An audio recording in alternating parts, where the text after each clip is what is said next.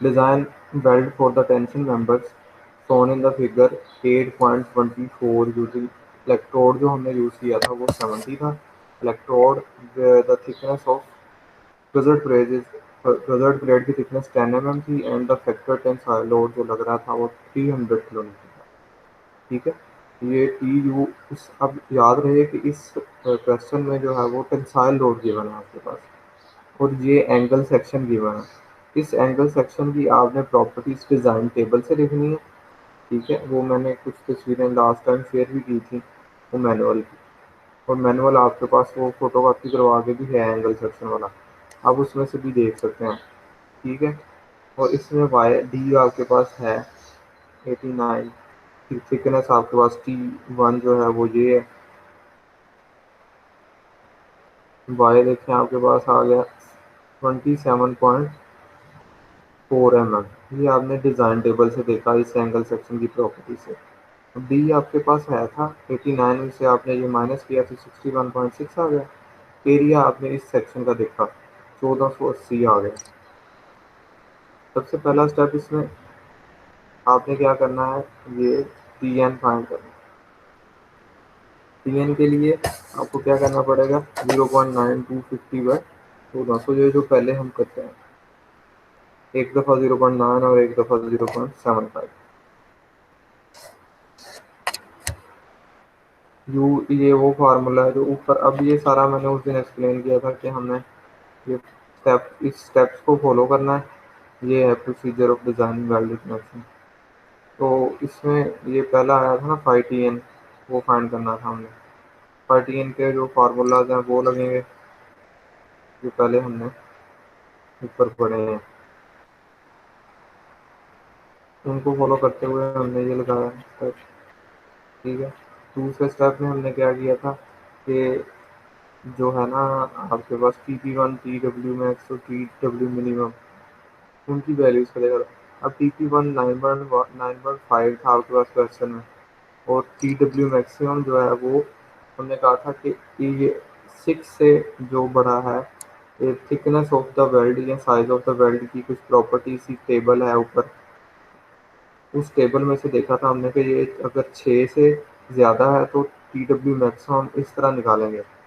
ठीक है, TP1 में से हम 2 माइनस करेंगे तो ये आएगा। इसी तरह TW मिनिमम की भी थी ऊपर लिमिटिंग वैल्यू टेबल में, अगर आप थ्योरी पढ़ेंगे तो लास्ट टाइम वाली वीडियो अगर आप देख लेंगे तो सारा एक्सप्लेन था उसमें। जो है अडॉप्टेड वाला टी अडॉप्टेड वो 8 mm हमने अडॉप्ट करना था। गजट प्लेट की थिकनेस 10 mm है, वो TP2 कहेंगे। तो इसमें हमारे पास ये वैल्यूज आ गई TP1 TP2 TW max TW minimum और टी अडॉप्टेड। अब ये ऊपर 2 फार्मूलाज हैं, उनमें ये वैल्यूज पुट करने से हमारे पास ये आई कि इन दोनों में से जो छोटा होगा वो हमने लेना था। वो 1.26 था। तो ये लेंथ ऑफ द बेल्ट हमने कैलकुलेट किया था। तो ये हमारे पास एफ यू या टी यू जो टेंशन लग रही है फोर्स, ये वाली एक्स्ट्रा टेंशन फोर्स 300 किलोमीटर, इसको हमने डिवाइड किया है। ये आर डब्ल्यू जो हमारे पास है ये 238 आ गया। फिर L2 का फार्मूला है ऊपर जो पड़ा, उसमें वैल्यू पुट की LW की और वाई की, फिर डिवाइडेड बाई डी किया तो 73 आ गया। ठीक है, तो इसको से 75 कर दिया। L1 आ गया हमारे पास 65। अब आपने देखना है कि L1 जो है वो 32 से तो छोटा है और 240 से बड़ा है, मतलब ये इन दोनों के दरमियान में आ रही है। L1 और L2 जो है वो हमारे पास लिमिटिंग वैल्यू के अंदर अंदर आ रही है। अगर ये वैल्यू ज़्यादा आ जाती हमारी, ठीक है, तो क्या होना था, हमें L3 जो है वो डिज़ाइन करना था।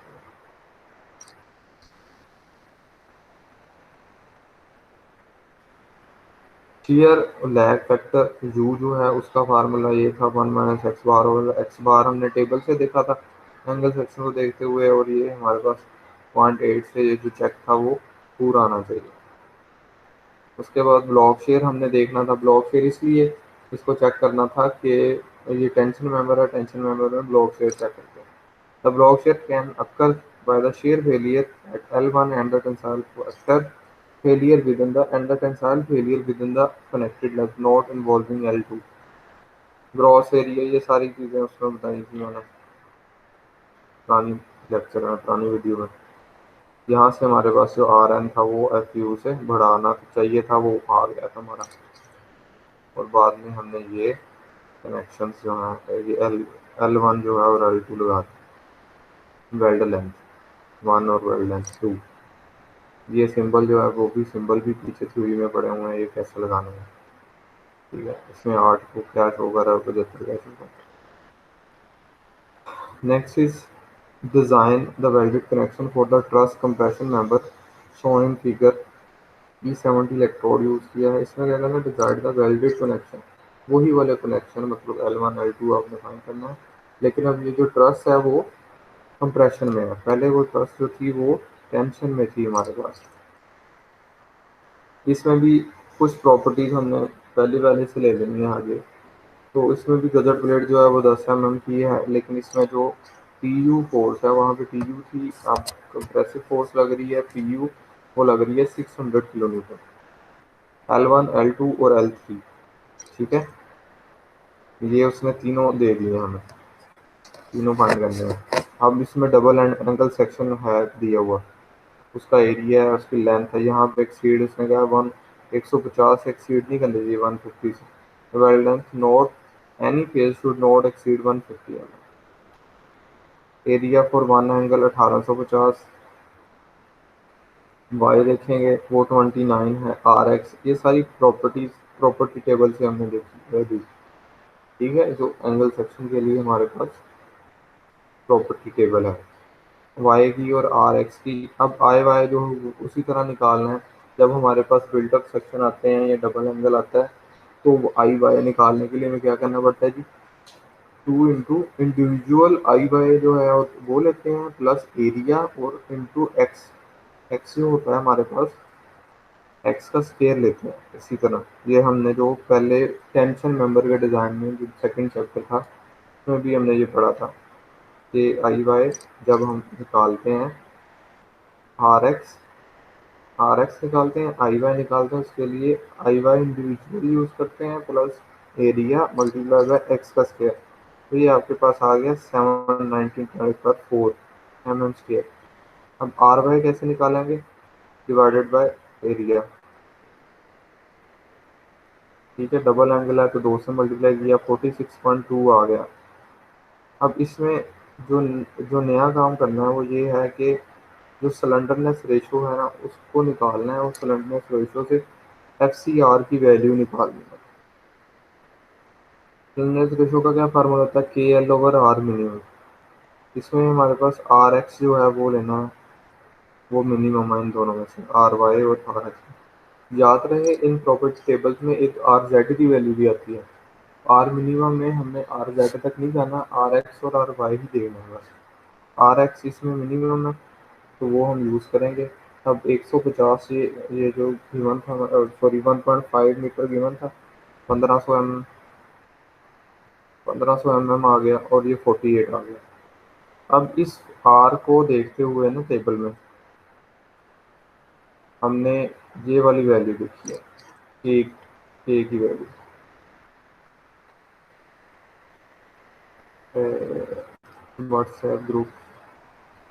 व्हाट्सएप ग्रुप में आपको एक टेबल मैंने शेयर किया हुआ था। ठीक है, वो आप दोबारा रिवाइज करके देखिएगा, जो लास्ट लेक्चर हमारा जुमेरात को था आएगा, जुमेरात वाले दिन या बुध वाले दिन मैंने वो शेयर किया था। उसमें आप इस आर के रिलेशन से देखोगे ना, 48 पे आपको ये वैल्यू मिलेगी एफ सी आर की।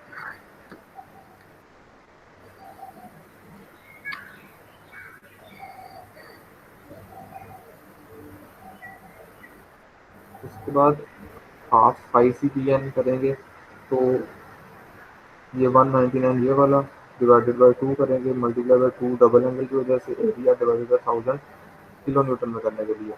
F you for two angles larger of 600 and 368 ये वाला। 600 for one angle is 300। F you for one angle is 300, ये वाला जो एफ यू है इसकी बात कर रहे हैं तो ये जो एफ यू है या पी यू है, ये डबल एंगल के लिए गिवन है 600, सिंगल एंगल के लिए इसको 300 लेंगे। एज एग्जाम्पल 8.1, 8.1 से अब ये टी डब्ल्यू और आर डब्ल्यू की वैल्यू हमने इंपोर्ट कर ली। अगर हमने इंपोर्ट इसलिए की कि हमारे पास 8.1 हमने सॉल्व की थी। अगर हम 8.1 क्वेश्चन नंबर 2 ही डायरेक्ट दिया जाए आपको, तो आपने ये स्टेप दोबारा करना है, टी डब्ल्यू और आर डब्ल्यू वाला, ये आपने दोबारा वैल्यू कैलकुलेट करनी है दोनों फार्मूलाज लगा के। फिर एल डब्ल्यू, डब्ल्यू क्या है, लेंथ ऑफ द वेल्ड 300। अब ये जो वन एंगल के लिए थी डिवाइडेड बाय आधी, ये 238 आ गई। एल वन का ये फार्मूला वही वाला, L W D minus Y over D. तो डी हमारे पास 102 है, वाई हमने 29 ऊपर कैलकुलेट किया हुआ, ठीक है, तो 170 आ गया।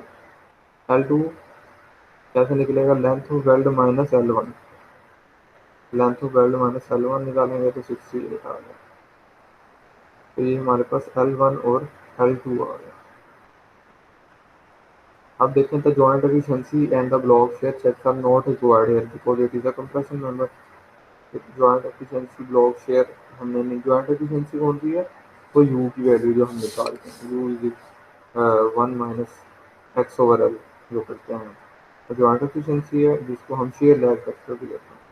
तो ब्लॉक शेयर जो हम करते हैं वो जिसमें हम वैल्यूज निकालते हैं ए एन टी और A B, A G B, cross area and shear and cross area and tension. As L one is greater than 150, ये क्वेश्चन में उसने कंडीशन लगाई है कि 150 से ज़्यादा नहीं होना चाहिए।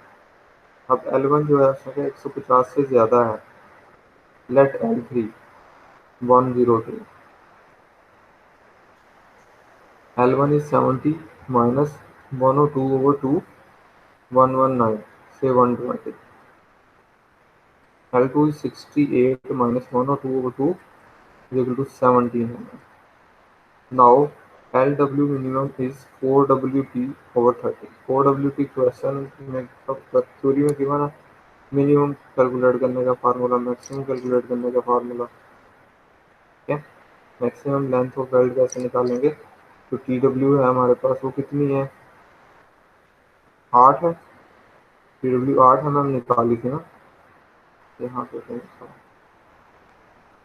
ये टी डब्ल्यू 8 है मैम, 8 मल्टीप्लाई बाय करेंगे 30 तो 240 आ जाएगा। L one is between now L minimum and L W maximum, L two is less than L minimum, L two 32 ले लेंगे। इसमें हमने ये भी कहा था कि अगर कोई वैल्यू मिनिमम लेंथ से कम आ जाएगी तो हमने मिनिमम लेंथ वाली वैल्यू ले लेनी है। अगर वो मिनिमम लेंथ से, अब वो मैक्सिमम लेंथ से एक्सीड आ जाती है तो हमने फिर एल थ्री इंट्रोड्यूस करवाना है। अब अगर एल टू या एल वन जो है वो अपनी लिमिट्स में आ जाती, ठीक है, तो हमने एल थ्री की वैल्यू पढ़ ली, एल थ्री हमने जीरो ले लेना था।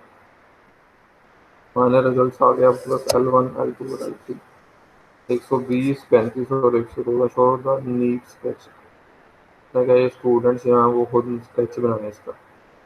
120 35 और 102 ये है ना, 120 35 और 102, इस तरह का स्केच बनाना है।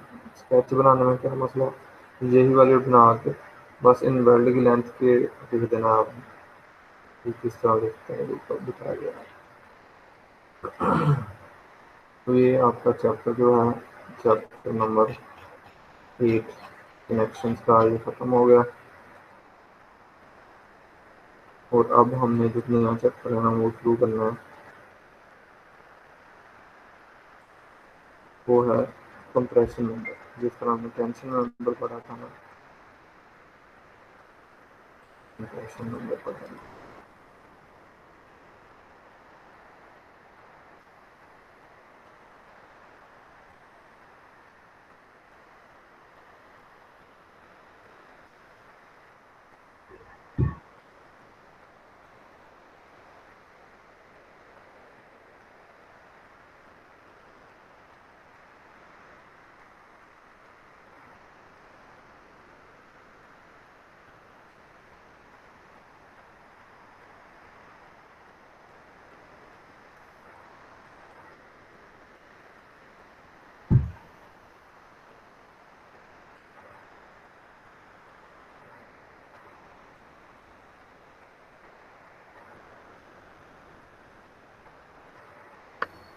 सर ये अटेंडेंस से चेक कीजिएगा किस किस की लगी है।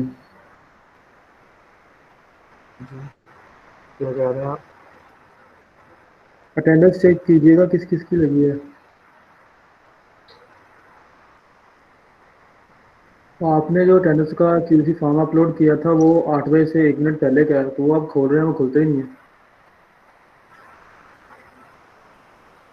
नहीं सर जी, वो एक मिनट फॉर्म एक ओपन मिनट। नहीं हो रहा है, वैसे ही सबमिट हो रहा है खाली फॉर्म। वो क्योंकि वो 8 बजे से हाँ, 1 मिनट देख लेता पहले हूँ। का था ना, वो उसी को घंटा शो कर रहा है।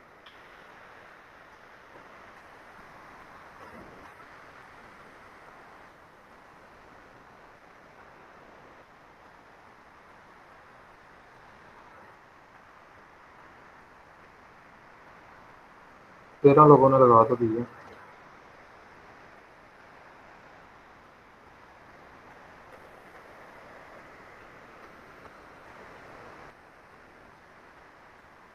फॉर्म खाली क्यों कर रहा है?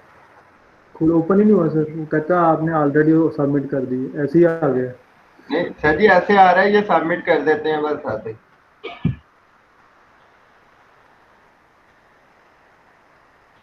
ठहरें ठहरें, इसको मैं दोबारा दे देता हूँ।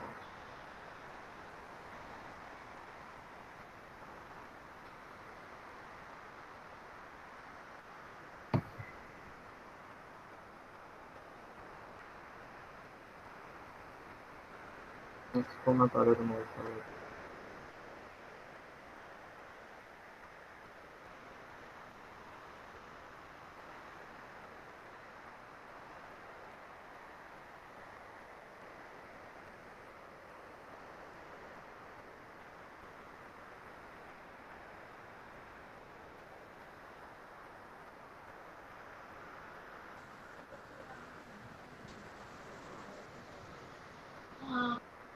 ये आपने उसको फिल नहीं किया प्रॉपर, बस ऐसे ही पर वो सबमिट किया?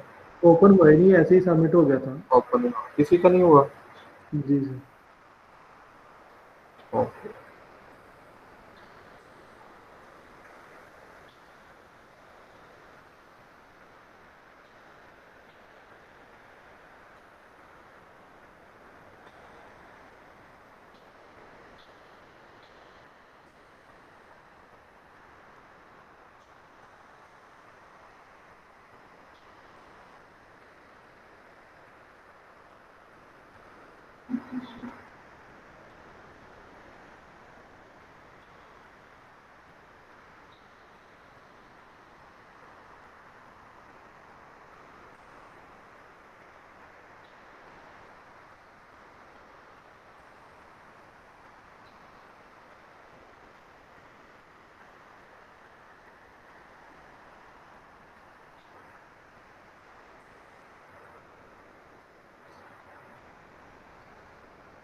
सर दोबारा अटेंडेंस लगानी है।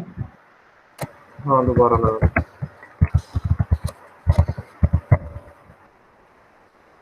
आज 28 है। 28।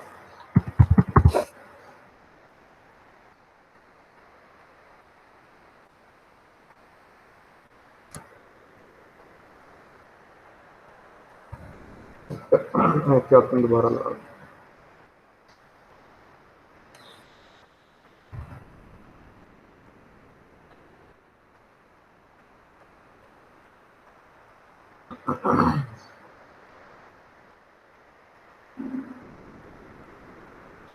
ठीक है, अब आपके पास वो चला गया।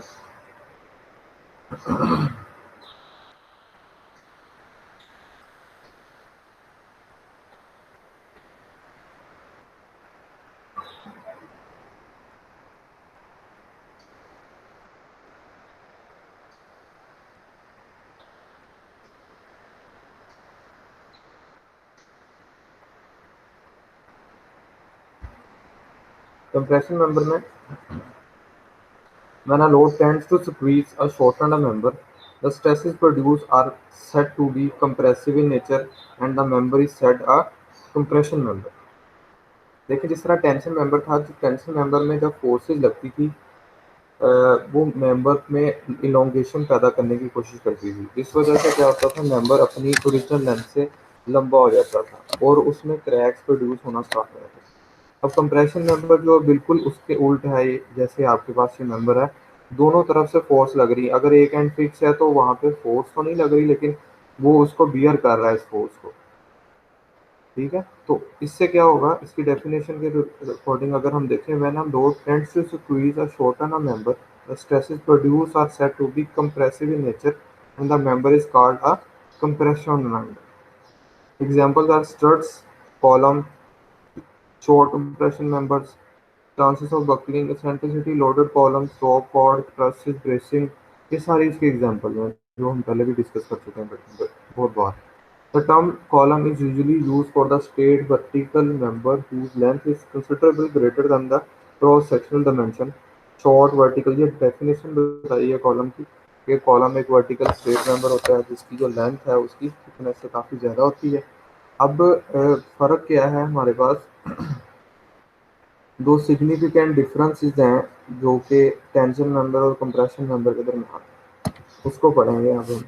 There are no chances of buckling in tension members. Tension member में बकलिंग नहीं हो सकती क्योंकि उसमें फोर्स तो लग रही होती आउटवर्ड डायरेक्शन में, इसलिए वो कंप्रेसिव फोर्सफुल होती नहीं है, तो इसलिए उस मेंबर में बकलिंग नहीं होती। Whereas the strength of a compression member most dominantly depend on the buckling phenomenon. लेकिन जो कंप्रेशन मेंबर की स्ट्रेंथ हम एनालिसिस करते हैं कि बकलिंग पे कितनी देर बाद कितनी फोर्स पे उसमें बकलिंग हो जाती है। The tensile load tends to hold a member straight even if the member is not initially in even if the member is not initially in one line and is subjected to the simultaneously bending moments. In contrast with the compressive force, compression load tend to bend the member out of the plane of the load due to the imperfections, simultaneously bending movement or the even without all these, tests on majority of practical examples show that they will fail under axial stresses. अगर मैं आपको यहाँ पे figure दिखाऊं, ये देखें जो column के ऊपर जब लोड लग रहा है, एक्सियल फोर्स लग रही है, उसमें क्या है कि क्रुकेडनेस होता है उसका टेढ़ापन, क्रुकेडनेस टेढ़ेपन को कहते हैं कि जब हमारे ये इसके एक्सिस में फोर्स लगती है, ये सबसे ज़्यादा स्ट्रेंथन फोर्स कंसिडर की जाती है। इसमें मिनिमम जो है वो क्रुकेडनेस होती है क्योंकि ये एक्सियल फोर्स, लेकिन एक इसकी एक लिमिट है, जब ये इस अपनी लिमिट से बियॉन्ड लगती है, एक्सीड करती है, तो इसमें इनिशियल क्रिकेटनेस पैदा होनी शुरू हो जाती है, जो कि यहाँ तो वो मोस्टली उस वीकर पोर्शन से टूटता है। अगर कोई भी कॉलम है उसका जो है वो लेंथ उसकी काफ़ी ज़्यादा है लेकिन थिकनेस उसकी सेम है, तो जितनी लेंथ ज़्यादा लंबी होगी उतना ज़्यादा बकलिंग के चांसेस ज़्यादा होंगे, उतने ज़्यादा चांसेस होंगे बकलिंग के। ठीक है, अब इसका इसके मुकाबले में अगर हम बात करें कि जो फोर्स है वो एक्सियल फोर्स या सेंटर से कंसेंट्रिकली से थोड़ी सी साइड पे लगे, तो इसमें अब ये सेंट्रिसिटी पैदा होगी ई।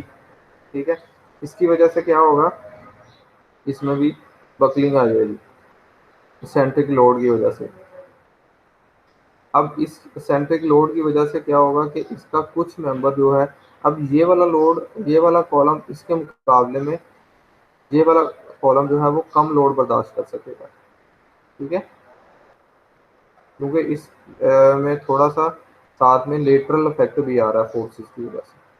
अगर आप इसमें देखें, इसमें क्या किया उसने, साइमल्टेनियसली ट्रांसफर लोड, एक ये वाला फोर्स लगा है, एक ये वाला फोर्स लगा है।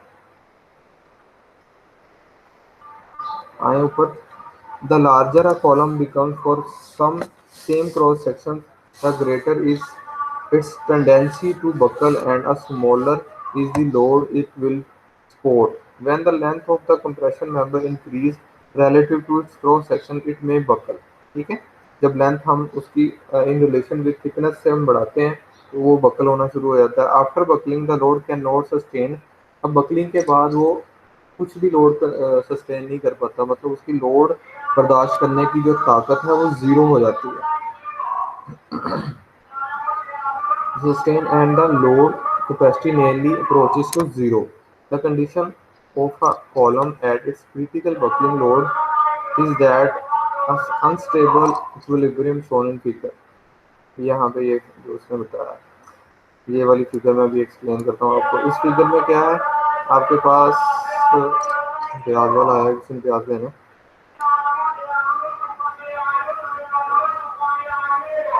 The three possible states of equilibrium are shown in same figure. अब इस फिगर में तीन इक्विलिब्रियम कंडीशन बताई हैं, स्टेबल, न्यूट्रल और अनस्टेबल कंडीशन।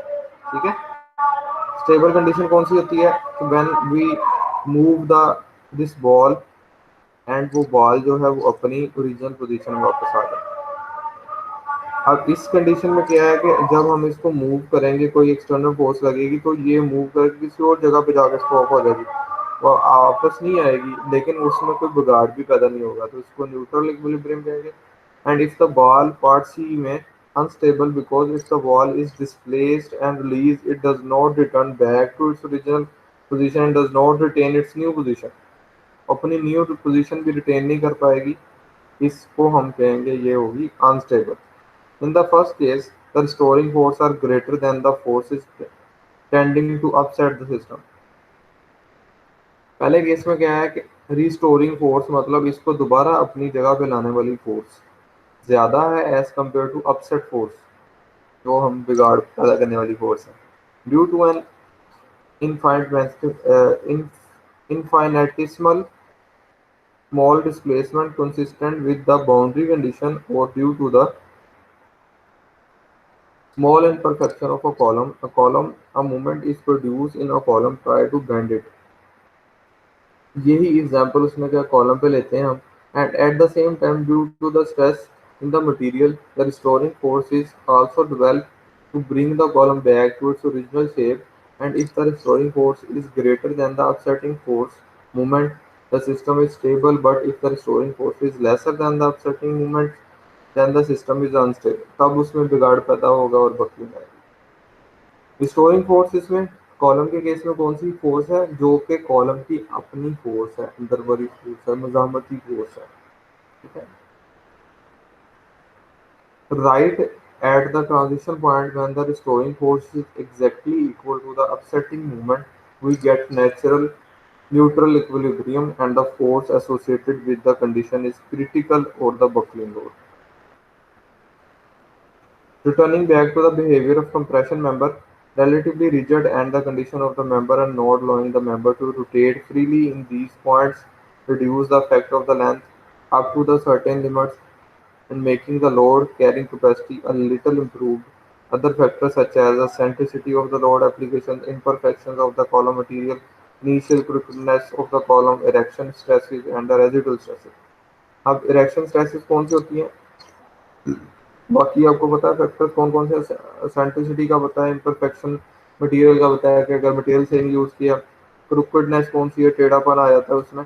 इरेक्शन स्ट्रेसेस वो होती हैं जो कि जब आप मेंबर इरेक्ट कर रहे होते हैं तो उसके अंदर जो स्ट्रेसेस पैदा होती हैं due to fabrication. Residual stresses वो स्ट्रेसेस होती हैं जब आप मेंबर बना रहे होते हैं तो उसमें कुछ फोर्सेस मौजूद होती हैं। ठीक है, मतलब जिसको हम रिस्टोरिंग फोर्सेस कह सकते हैं, या उसकी अंदर वाली फोर्सेस जो है उनको हम रेजिडुअल स्ट्रेसेस, रेजिडुअल का मतलब होता है बाकी रह जाना। Due to manufacturing help to buckle the column at a lesser load. अब नेक्स्ट आता है आपके पास सेंट्रिसिटी और कंसेंट्रिकली लोडेड कॉलम का भी जो है वो concept. The presence of the rivet और the bolt hold in a tension member reduce the area. हाँ, अब इसमें एक और बात है कि अगर टेंशन मेंबर में जिस तरह हम कहते थे कि इसमें होल पंच कर दिए गए हैं तो उसका जो एरिया है, ग्रॉस एरिया, वो कम हो गया, नेट एरिया का मेंबर हो गया, और मेंबर जो है वो टेंशन क्योंकि होनी है तो उस वजह से वहाँ पे अपने जॉइंट्स पे वो कमज़ोर हो गया। लेकिन कंप्रेशन मेंबर में क्या होता है कि जहाँ पे होल करते हैं और जो होल में बोल्टेड करते हैं, रिवेटेड बोल्टिंग करते हैं, तो वहाँ पे हम कंसिडर करते हैं कि अब हम ऊपर से फोर्स नीचे की तरफ लगाएंगे तो वहाँ पे जो है वो ज़्यादा मजबूती है। But in compression member the reverse of bolt assume to fill the holes and entire cross section is available for resisting load। The ideal type of the load on column is concentrically load and the member subjected to this type of load is called concentrically loaded column। तो ideal load जैसे कि हमने यहाँ पे देखा कि concentrically loaded column ही है, यहाँ पे कॉलम ज़्यादा लोड बर्दाश्त करने की सलाहियत रखता है। The load is distributed uniformly over the entire cross section when the the center of the gravity of the load coinciding the center of gravity of the column। मतलब लोड सेंटर में जब attack करता है तो पूरे column पे उसका affect करता है, जब वो साइड पे अटैक करेगा तो वो ज़्यादा लोड नहीं बर्दाश्त कर सकेगा। Due to the load pattern the live load on the slab and the beam may not be concentrically transferred to the interior column। Similarly, the dead load and the live load transfer to the exterior column and generally having large centricities at the center of gravity of the load will usually fall well on the inner side of the column, and in the practice majority of the columns are eccentrically loaded columns compression members।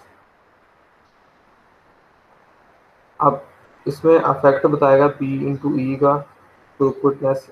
Initial crookedness is centricity of the load and the application of the simultaneously transverse load produce significant bending as a product of high axial load P multiplied with the centricity E। P into E हो जाएगा ये। And the AISC code of standard practice specify that the acceptable upper limit of plumbness out of plumbness वो होता है column जो कि उसमें शकूल में ना आता हो, मतलब कि अपनी ओरिजिनल पोजीशन से साइड पे हो, उसकी लिमिट बताई है उसने। And the initial column equal to the length of the member divided by 500। Some column is defined as a short compression test specimen that is long enough to allow strain measurement but short enough to avoid the elastic and plastic buckling।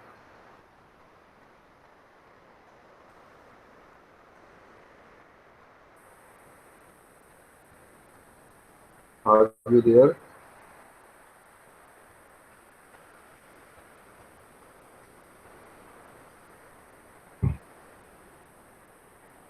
ठीक है, तो आपने इसको दोबारा थोड़ा सा revise कर लेना कंप्रेशन मेंबर को, बहुत ईजी है। और वो न्यूमेरिकल्स दोबारा देख लेना, कल हम इंशाल्लाह रेजिडुअल स्ट्रेसेस से स्टार्ट करेंगे। सर जी वो टेबल तो सेंड कर देना, वो 10 LTD 34 वाला, पेपर 4.1 का। अच्छा।